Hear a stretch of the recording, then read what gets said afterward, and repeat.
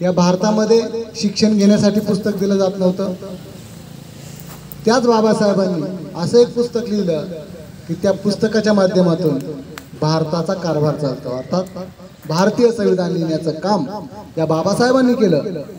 त्या बाबासाहेबांचं पुस्तक जोपर्यंत चंद्रसूर्य आहे तोपर्यंत बाबासाहेबांचं संविधान आपल्यासोबत आहे, आणि संविधान सोबत आहे म्हणजे बाबासाहेब आपल्यासोबत आहे असं त्याचा अर्थ होईल। तर आजच्या दिवशी भारतीय संविधानात 26 नोव्हेंबर आपण साजरा करतो आहोत। त्याचं कारण असं की 26 नोव्हेंबर 1949 रोजी भारतीय संविधान पूर्ण झालं आणि संसदेमध्ये त्याला मान्यता मिळाली, आणि 2015 नंतर भारत सरकारनं आजचा दिवस हा भारतीय संविधान दिन म्हणून साजरा करण्याचं घोषित केलं, आणि त्यानंतर आज आपण या ठिकाणी भारतीय संविधान दिन साजरा करतो आहोत। तर या कार्यक्रमाच्या प्रसंगी उपस्थित आपल्या शाळेचे मुख्याध्यापक आदरणीय सोनवणे सर, समवेत उपस्थित आपल्या शालेय व्यवस्थापन समितीचे अध्यक्ष रवींद्रजी सोनवणे, त्याचप्रमाणे समवेत उपस्थित शालेय व्यवस्थापन समितीचे सदस्य सुनीलजी भाऊ पडवळ, त्याचप्रमाणे आपल्या ग्रामपंचायतच्या सदस्य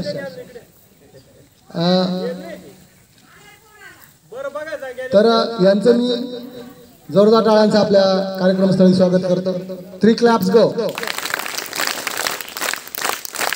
आणि प्राथमिक स्वरूपामध्ये बाबासाहेबांच्या लुकमध्ये आपल्या समोर उभा असलेला आपला विद्यार्थी, आणि विशेष म्हणजे असं पण तुम्हाला वाटेल की 80च निवड का, तर काही व्यक्तिमत्वासाठी या परफेक्ट असतात, त्यामुळं 80 या ठिकाणी निवड केली। आणि विशेष म्हणजे मागील वर्षी तो बाबासाहेबांच्या पेहरावामध्ये उपस्थित होता आणि आज अचानक त्याला सांगितलं, आणि या ठिकाणी ग्रामपंचायतच्या सदस्य आमच्या भगिनी शोभाताई भालेराव या ठिकाणी आलात, त्याबद्दल त्यांचं या ठिकाणी जोरदार टाळ्यांचं स्वागत। 9 क्लॅप्स गो। त्याप्रमाणे शालेय व्यवस्थापन समिती सदस्य सौ पडवळताई या ठिकाणी उपस्थित आहेत, त्यांचं स्वागत। 9 क्लॅप्स गो। आणि या ठिकाणी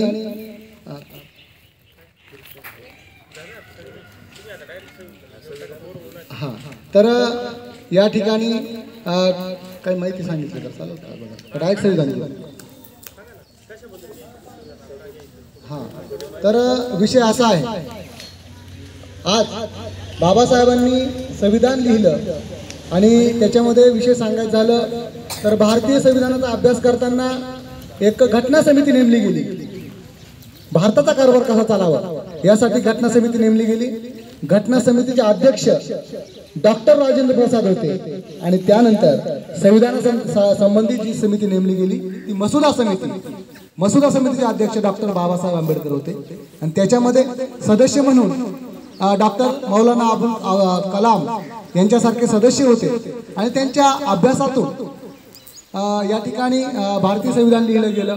आणि भारतीय संविधान याच्यामध्ये अभ्यासाचा विचार केला तर 60 देशांचा घटनेचा अभ्यास केल्यानंतर भारतीय संविधानाचं लिखित रूपात रूपांतर करण्याचा सन्मान, बहुमान आणि सर्व श्रेय जे कोणाला जात असेल तर डॉक्टर बाबासाहेबांना जातं।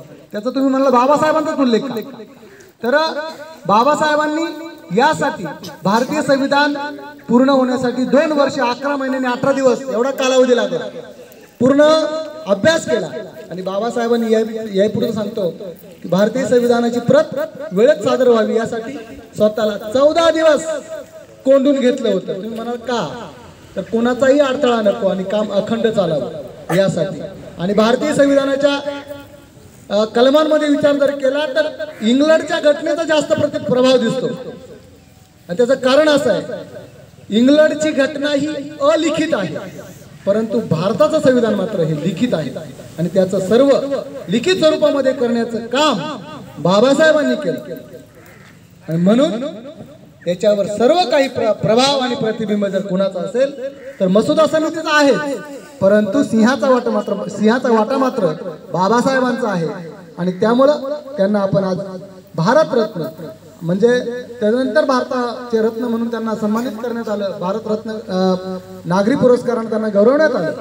आणि आज आपण त्यांना युग पुरुष त्याचप्रमाणे भारतरत्न डॉक्टर बाबासाहेब आंबेडकरांचं कार्य हे या ठिकाणी पुन्हा उजळवित होतं, त्यांच्या कार्याला उजाळा मिळतो. आणि एक उदाहरण सांगतो, बाबासाहेबांच्या विचारांमध्ये कुणाचा प्रभाव असेल? बाबासाहेबांनी आपले गुरु मानलं होतं महात्मा फुले. आणि त्याचबरोबर याही अगोदर सांगितलं की स्वतःच्या एकुलता एक मुलाच्या जाण्यानं जेवढे व्यथित झाले नाही ते बाबासाहेब, तेवढे व्यथित झाले बाबासाहेबांच्या जाण्याने व्यथित होणारे गाडगे महाराज स्वतःच्या एकुलता एक मुलाच्या जाण्याने जेवढे व्यथित झाले नाही तेवढे बाबासाहेबांच्या जाण्याने व्यथित झाले. अन्नपानाचा त्याग केला. 6 डिसेंबरला बाबासाहेब वारले आणि त्याच्यानंतर 14 दिवसानंतर गाडगे बाबांनी आपल्या शेवटचा श्वास. तर असं हे त्यांच्या त्यागानं हे संविधान लिहिलं गेलं. तर त्यांच्या कार्याला उजाळा देण्याचा हा दिवस. तर या ठिकाणी पुन्हा त्यांच्या कार्याला विनम्र अभिवादन करतो. आपण त्यांचं संविधान आपण सोबत दररोज म्हणत असतो परिपाठामध्ये, परंतु आज खऱ्या अर्थानं म्हणण्याचा दिवस आहे आणि डॉक्टर बाबासाहेबांच्या विचारांना उजाळा देण्याचा हा दिवस आहे. तर या ठिकाणी विचार व्यक्त तर अंश जाधव या संदर्भात भाषण पण करणार आहे, पण तत्पूर्वी आदरणीय सोनवणे सर बोला.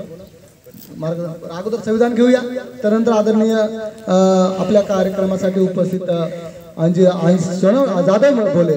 तत्पूर्वी आपण सर्वजण उभे राहूया आणि आपल्या भारतीय संविधान या ठिकाणी प्राथमिक स्वरूपामध्ये मुलं या समोर या. सिद्धी सोनवणे दुसरी चौथी अचे मुलं, चौथी मधून मुलं ब मधून पाठवा ना सर. मी अ मधून पाठवा. हा संविधान असलेले संविधान ईश्वरी आराध्य संध्या अजून या श्लोका संविधान ज्याचा कम्प्लिटली परफेक्ट पाहिजे आणि परफेक्टच आहे, काही विषय नाही.